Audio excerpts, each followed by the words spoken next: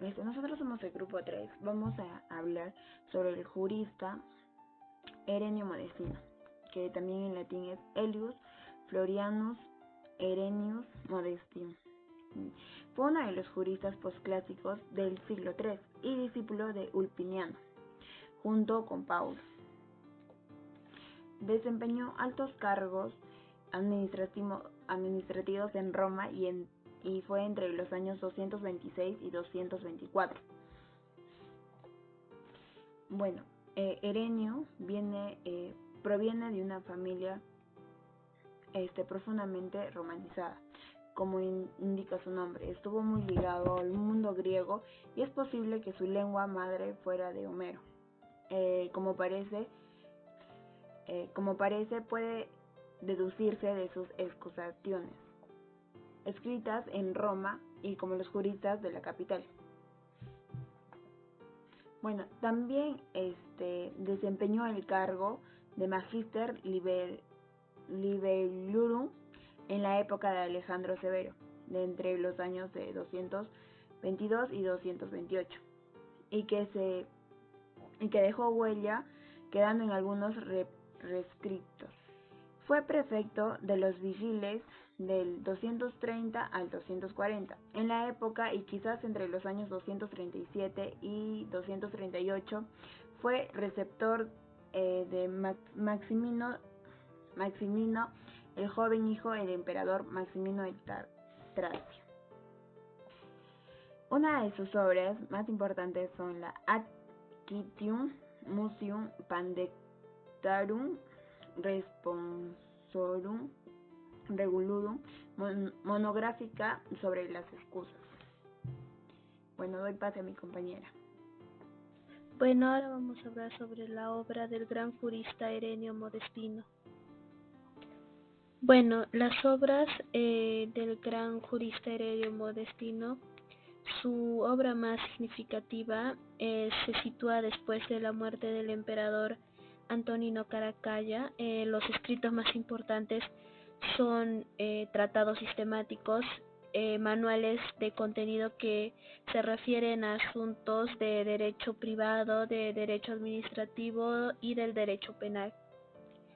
Bueno, las excusas de Modestino es la única descripción antigua escrita en lengua griega. Además, en toda su obra apela casos prácticos mostrados en esta lengua, sujetados evidentemente a los beneficios de los griegos en las jurisdicciones orientales. Bueno, ahora vamos a hablar cuál fue su influencia en la legislación.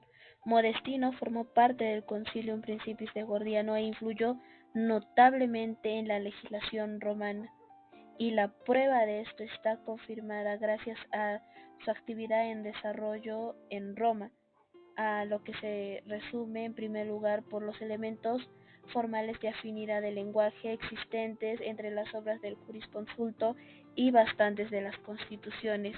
Ahora vamos a hablar de la obra de Excusationibus, escrita en griego. Es una obra de especial interés, de la que se incluye un gran número de fragmentos en el digesto.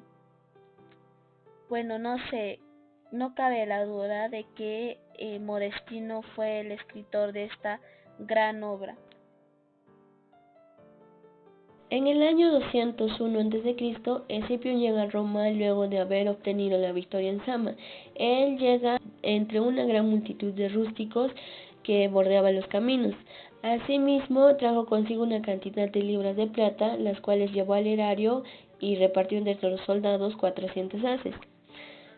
También, tal como la relataba el historiador Tito Livio, la euforia de los romanos estaba plenamente justificada, pues con su victoria unos meses antes sobre el ejército de Aníbal en Sama, a las afueras de Cartago, Escipión había puesto fin a la Segunda Guerra Púnica. Sin duda, esta fue una durísima contienda que durante más de 15 años puso a prueba la capacidad y resistencia de la capital de Lacio. Continuando, para los romanos, Escipión era sin duda el hombre del momento, y enseguida es que empieza a recibir las debidas recompensas. Los soldados y el pueblo le concedieron el sobrenombre de africano. Asimismo, Escipión fue también nombrado censor en el año 199 a.C. y años más tarde es que recibiría el título de Princeps Senatus, el primero de los senadores, que ostentaría prácticamente hasta su muerte.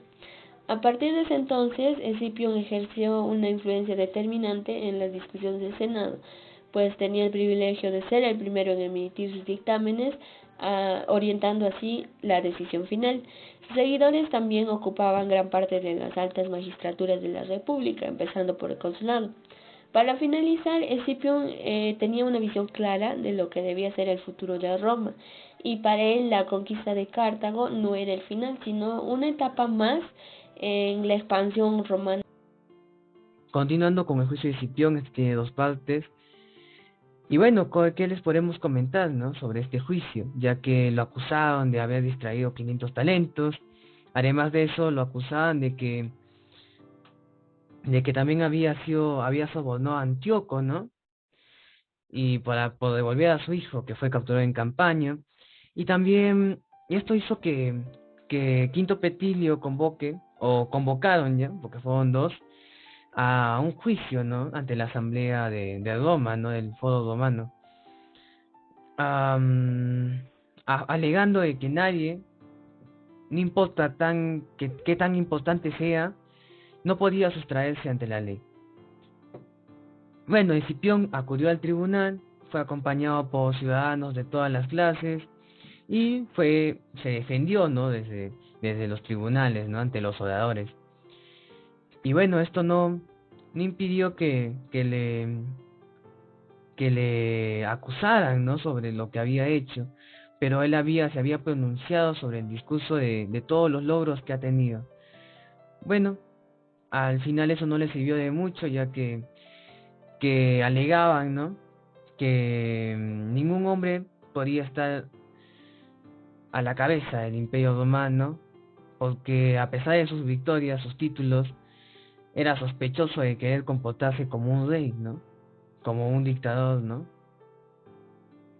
O como un rey, ¿no? Un rey autoritario. Bueno, en el segundo día volvió a subir al tribunal, y esta vez recordó cómo se cumplía el aniversario de sus batallas, ¿no? De su triunfo en la batalla de Zama, y dio gracias a los dioses. Y bueno, ¿no? Fue acompañado por el pueblo de Roma, donde hizo un recorrido por los templos de los dioses, y no solo en el Capitolio, sino en toda la ciudad. Aquella jornada había superado en favor popular y justo de conocimiento de su grandeza, al día que se hizo su entrada a Roma, celebrando su triunfo ante el rey Sifax y los cartagineses. Y bueno, no celebró sus triunfos, y creo que Tito Livio nos comenta que fue el último día de gloria de Escipión. ¿Y por qué? Porque al final sabía que este juicio le iba a ser desfavorable, y al ser desfavorable, Escipión el africano se largó, o se retiró, se desplazó a su finca en Iterbo, cerca de Nápoles, con el pretexto de que estaba enfermo.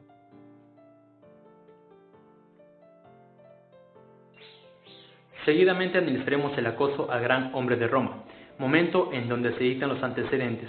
Mientras las legiones romanas realizaban sus conquistas en la cuenca del Mediterráneo, desde Hispania hasta Siria, se logró extender las fronteras del dominio romano y a la vez conseguir riquezas, en donde dicho enriquecimiento produjo un fuerte impacto en la conciencia de los romanos, llegando hasta la luxuria.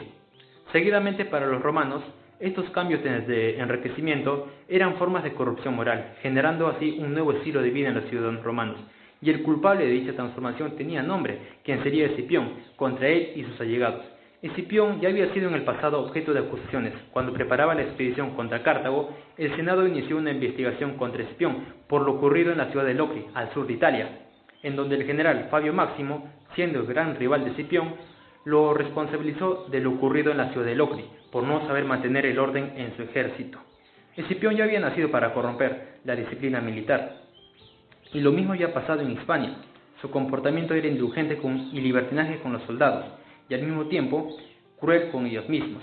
Por otro lado, Fabio también acusó a Escipión por dejarse contaminar por las malas costumbres vergonzosas de los griegos, Por otro lado, varios generales próximos al africano fueron acusados de enriquecimiento ilícito durante las campañas del Oriente y se les negó algunos privilegios. Seguidamente analizaremos el lamento por la patria ingrata, escenario en donde se dicta la sentencia. Ante la marcha de Escipión, los tribunos petilios propusieron ir en su búsqueda para juzgarlo, pero otros preferían aceptar la excusa de la enfermedad y suspender el juicio. Sin embargo, para sorpresa de todos, Graco recordó a los presentes todo lo que había hecho el africano por Roma y afirmó que sería una deshonra para los romanos condenar a su benefactor. El asunto llegaba a tal caso que se tenía que dar la libertad o no.